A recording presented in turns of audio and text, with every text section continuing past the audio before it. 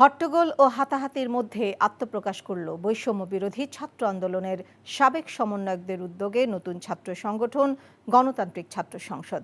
নতুন এই ছাত্র সংগঠনে পদ বঞ্চিত হওয়ার অভিযোগ এনে বেসরকারি বিশ্ববিদ্যালয়ের একদল শিক্ষার্থী হট্টগোল শুরু করে, যা পরবর্তীতে হাতাহাতিতে রূপ নেয়। এ সময় সংঘর্ষে বেশ কয়েকজন শিক্ষার্থী আহত হয়েছেন বলে খবর পাওয়া গেছে। কায়কোবাদ মাহমুদের রিপোর্ট।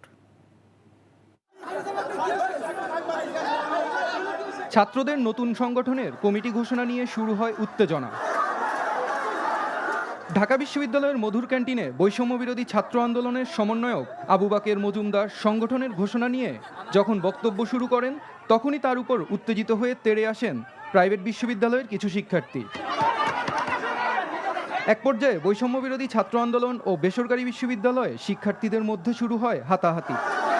হাতাহাতির মধ্যেই আবু বাকের মজুমদারকে কেন্দ্রীয় আহ্বায়ক করে নতুন ছাত্র সংগঠন বাংলাদেশ গণতান্ত্রিক ছাত্র সংসদের ঘোষণা দেওয়া হয়। বাংলাদেশের মুক্তিকামী ছাত্রদের স্বার্থ হাসিল হবে,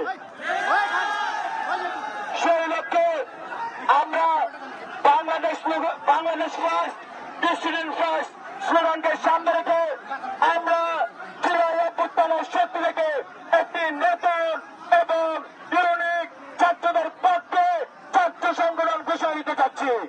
পূর্ব নির্ধারিত ঘোষণা অনুযায়ী বুধবার বিকাল ৩টায় মধুর ক্যান্টিনে সংবাদ সম্মেলন করে নতুন ছাত্র সংগঠনের আত্মপ্রকাশের কথা ছিল। নির্ধারিত সময়ের ১ ঘন্টা পার হয়ে গেলে হঠাৎ বেসরকারি বিশ্ববিদ্যালয়ের শিক্ষার্থীরা এসে বিক্ষোভ শুরু করে।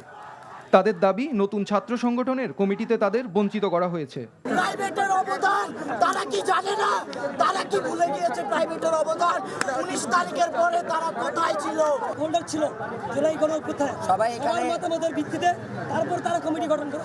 এ পরিস্থিতি নিয়ে সমন্বয়ক হাসিবুল ইসলাম বলেন, কমিটি নিয়ে দ্বন্দ্বে জড়িতদের বিরুদ্ধে সাংগঠনিক ব্যবস্থা নেওয়া হবে। বাংলাদেশ গণতান্ত্রিক ছাত্র সংসদ একটি স্বতন্ত্র ছাত্র সংগঠন। আমরা প্রাইভেট বিশ্ববিদ্যালয়ের প্রতিনিধি যারা রয়েছেন সকলের সাথেই আমরা কিন্তু বসেছি, মতামত নিয়েছি। আজকে যারা হয়তো বা তাদের সাথেও কিন্তু মতামত নেওয়া হয়েছে এবং তাদের কিন্তু একটা দাবি কিন্তু ছিল এবং নেতৃত্বের প্রতি তাদের উচ্ছ্বাস এবং আকাঙ্ক্ষা থাকবে।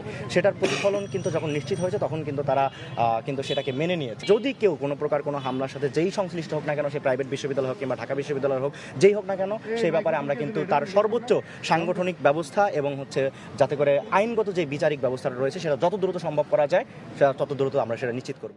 Kaykobad Mahmud, NTV news, Dhaka.